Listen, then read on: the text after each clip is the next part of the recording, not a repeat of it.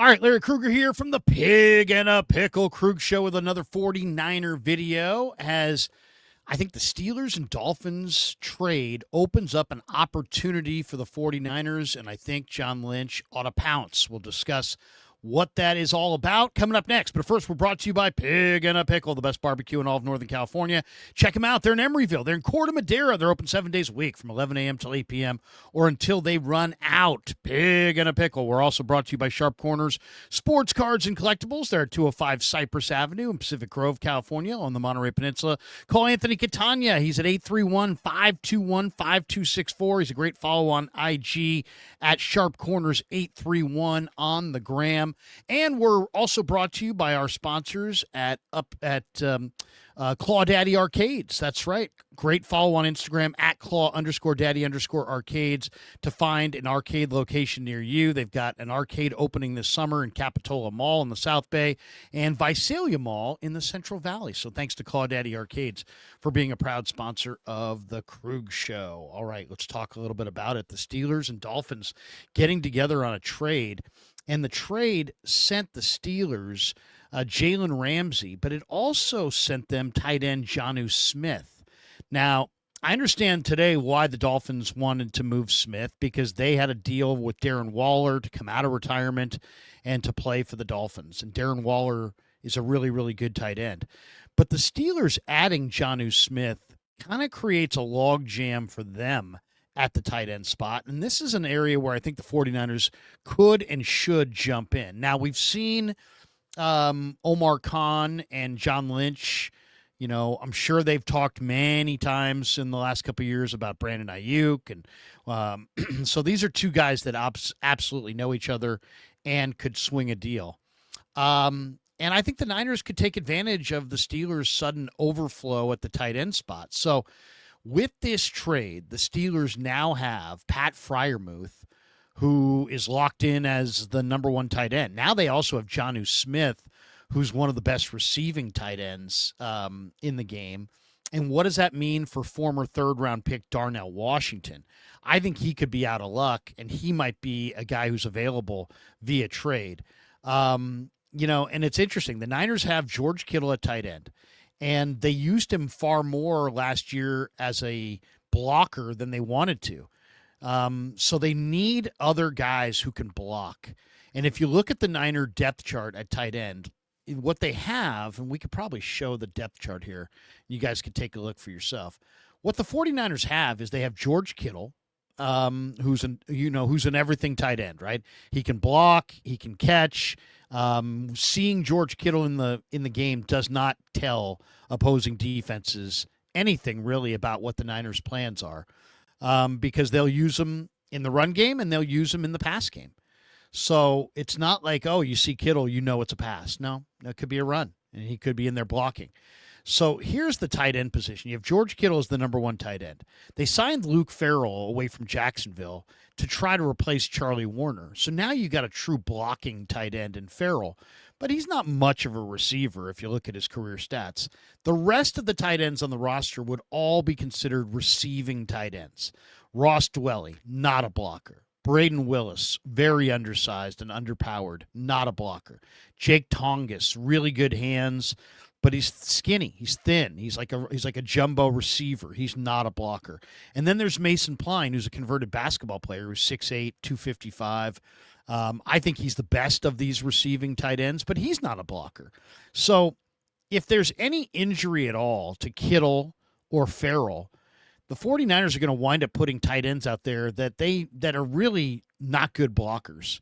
And what, you're going to ask Brock Purdy to drop back and pass 25 times a game, behind a line that's not great, and then with a blocking tight end that could be Ross Dwelly, or a blocking tight end that could be Jake Tongas.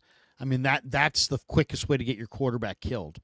So I personally, I think I would love to see the 49ers have a tight end on the roster who was not just a receiver, but could be a two-way player, could be a run blocker as well. And if you look at what Darnell Washington has done through 2 NFL seasons, he's not been heavily used in the Steelers' passing attack. He's never missed a game, which is good, but he only has 26 catches on 35 targets. averaging about 10 yards per reception. He's only caught one touchdown, and he caught it this past season.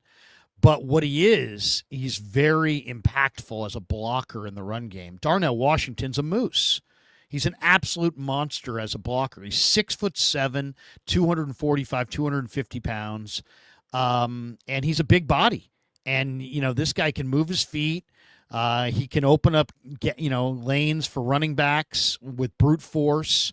And to me, if you want to get a run game going, you got to be able to secure the edge, and a guy like Washington will help you do that. So, the Eagles, or I should say the Steelers, didn't draft Washington in the third round because all he could do is block. He can catch as well. He averaged 17.2 yards per reception at Georgia. So he's this massive target over the middle. He can win the 50-50 balls.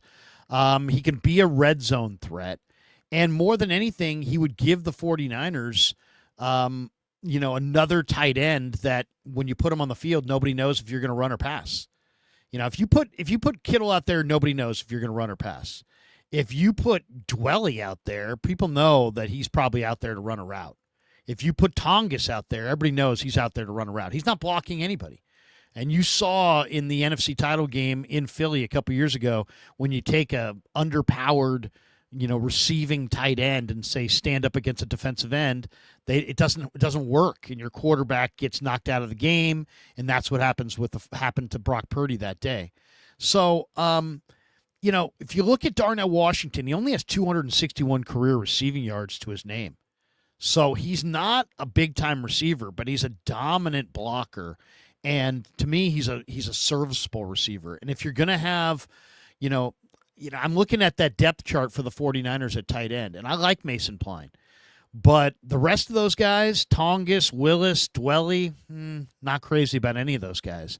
And if there's ever an injury here, you could be looking at, a receiving tight end that can't block as your number one tight end, or a blocking tight end in Luke Farrell who really can't catch as your number one tight end. So I think having another tight end on the roster who's a legitimate two-way George Kittle kind of a tight end, I think is really valuable. Farrell's a blocker. Dwelly, Willis, Tongas, and Pline are receivers. Kittle's both. And Darnell Washington is both. And because he's both, I think that would be a very positive addition. I don't think it's going to take much to get him. Now that they've got Jonnu Smith, now that the Steelers, have Freiermuth, they've got a glut of tight ends, and I would say Darnell Washington probably gets moved. I mean, Pat Freiermuth, Jonnu Smith, they also have Connor Hayward, J.J. Galbraith, and Darnell Washington. I could see Washington being moved. And if you could get a guy like Darnell Washington, who's 6'7", 260 pounds or whatever, and he's a really strong inline blocker and could be a good red zone monster as well, I think that's a move I would make. Getting better on the edges is a incremental improvement is improvement. And I think Washington would give the Niners another two-way tight end. So just putting him out there, it would help you in the run game, but he might be able to help you a little bit in the pass game as well. And I think in this offense, he would be the perfect backup tight end to what the 49ers have in Luke Farrell and obviously George Kittle. So Darnell Washington, give me your thoughts and comments in the comment section below. To me, having another tight end who can both block and catch gives the 49ers a wrinkle that they don't have right now from their backup tight ends. All right, thanks to Pig and a Pickle for being the title sponsor of the Krug Show. Thanks to Sharp Corner Sports Cards and Collectibles for sponsoring this video. Thanks to Claw Daddy Arcades as well for sponsoring this video. 2 locations opening this summer, Capitola Mall and Visalia Mall. Check them out once again on Instagram at Claw_Daddy_Arcades. And thanks to all of you for supporting the Krug Show on YouTube.